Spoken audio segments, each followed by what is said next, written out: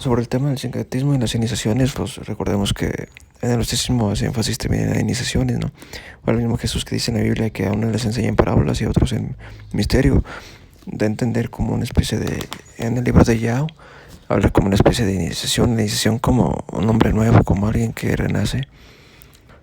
Es interesante aquí el tema de las religiones mistéricas, dice, la promesa de salvación, la novedad y la principal característica de las religiones helenísticas. Se trata con seguridad de la salvación individual ante todo, pero los ocultos dinásticos perseguían un objetivo análogo. Las divinidades de las que se suponía que habían conocido la muerte y la resurrección están más cerca del hombre que los dioses de la ciudad. Su culto implicaba una iniciación más o menos complicada, con ritos, enseñanzas esotéricas que daban acceso al noviciado a un conventículo. El hecho de pertenecer ya a una sociedad mistérica no impedía iniciarse en otras cofradías secretas. Como todas las corrientes espirituales contemporáneas, la esperanza de la salvación se desarrolló bajo el signo del sincretismo.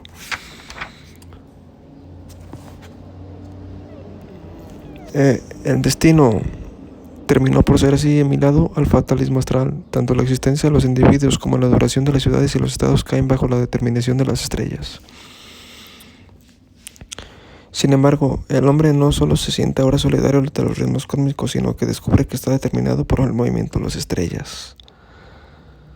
O sea, como decían los gnósticos, estamos regidos por los arcontes que rigen las estrellas. Esta concepción pesimista no quedará desacreditada sino cuando se impugna la convicción de que ciertos seres divinos son independientes del destino o que están incluso por encima de él. En los misterios de Isis, la diosa asegura al iniciado que le prolongará la vida más allá del término fijado por el destino. Y en las alabanzas de Isis y Osiris proclama la diosa: he vencido al destino y el destino me obedece. Numerosos textos misteriosóficos y herméticos aseguran que los iniciados ya no están determinados por la suerte. Los gnósticos ya no son prisioneros del fatum. En efecto, el espíritu, nous, es el dueño del destino.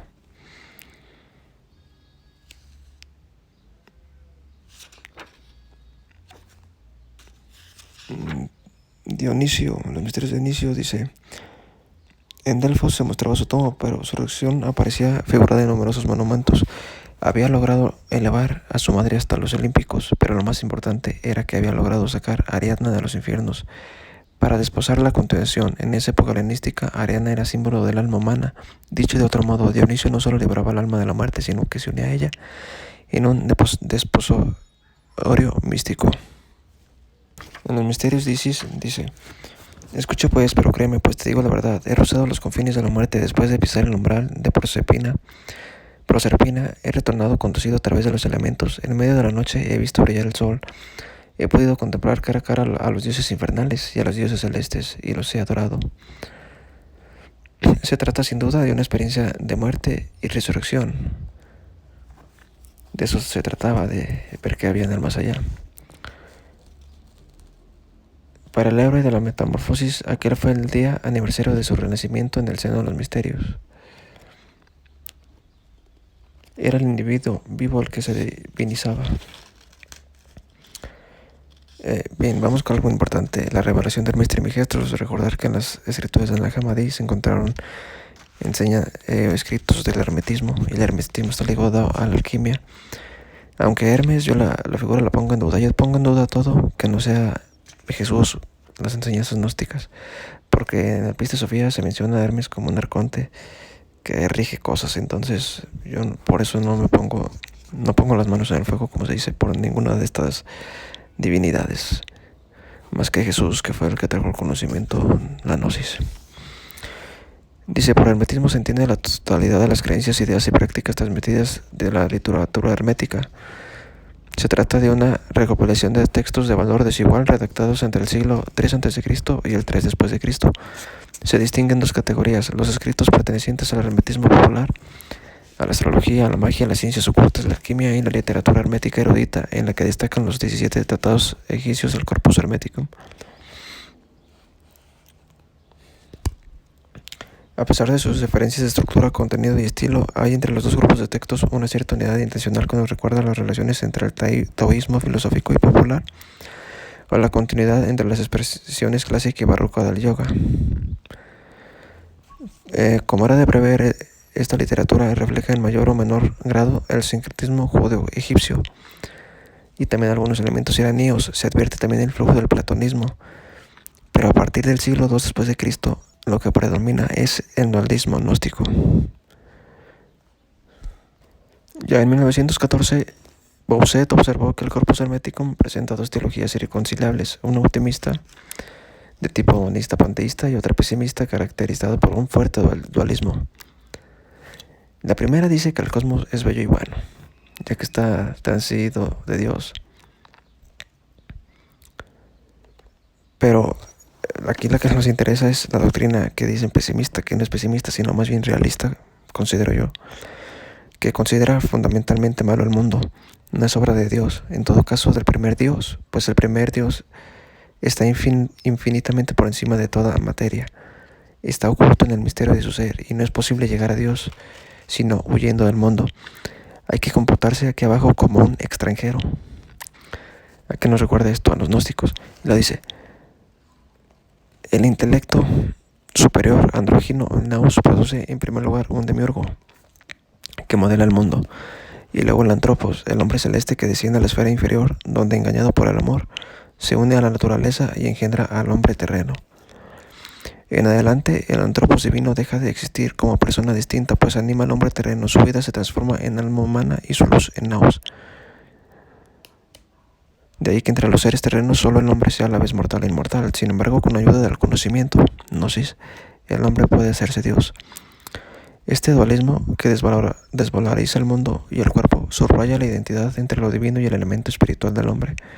Al igual que la divinidad, el espíritu humano, el nous, se caracteriza por la vida y por la luz. Puesto que el mundo es la totalidad del mal, es preciso hacerse extranjero al mundo para hacer efectivo el nacimiento de la divinidad. En efecto, el hombre regenerado dispone de un cuerpo inmortal. Es hijo de Dios, del el todo en el todo.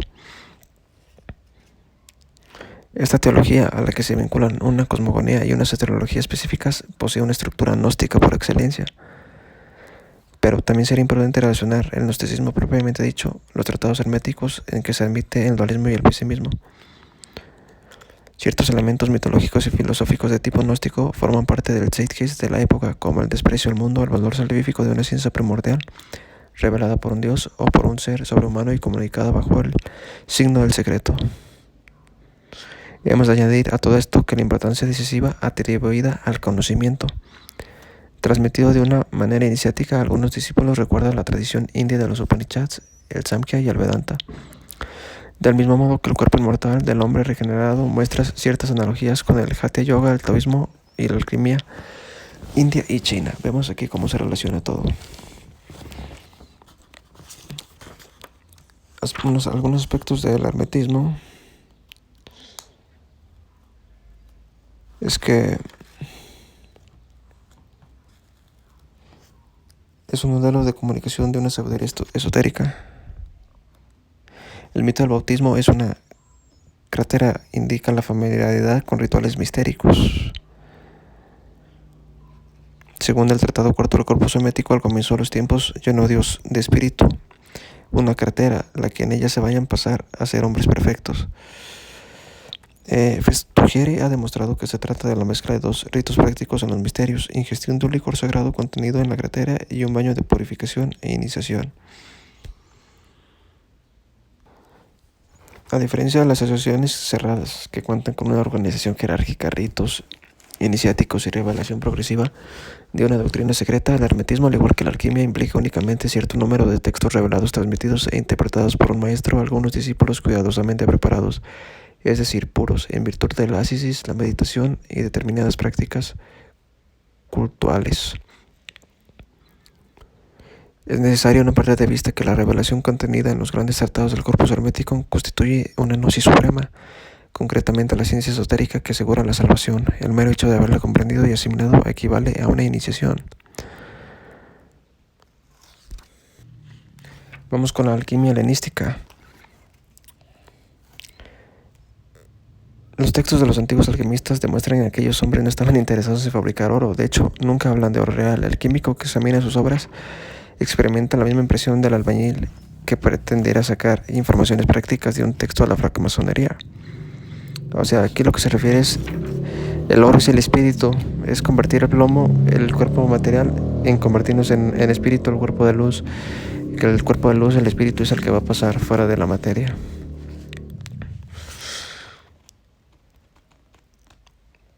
El argumento de los dolores de muerte y la resurrección de la materia está atestiguado desde sus comienzos en la lectura alquimista greco-egipcia.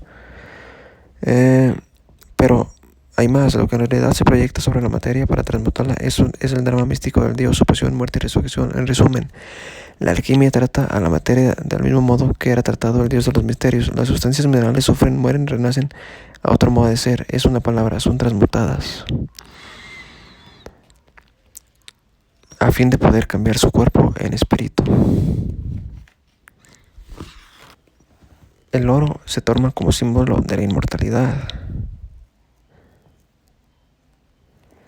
Las pruebas iniciáticas que en el plano del espíritu conducen a la libertad, la iluminación y la inmortalidad en el plano de la materia llevan a la transmutación a la piedra filosofal. Como dijo Carl Gustav Jung en Psicología Alquimia, habla de la redención. Mediante la obra alquímica, el ánima mundi cautiva en la materia. Esta concepción de estructura y origen gnósticos fue profesada con seguridad por algunos alquimistas.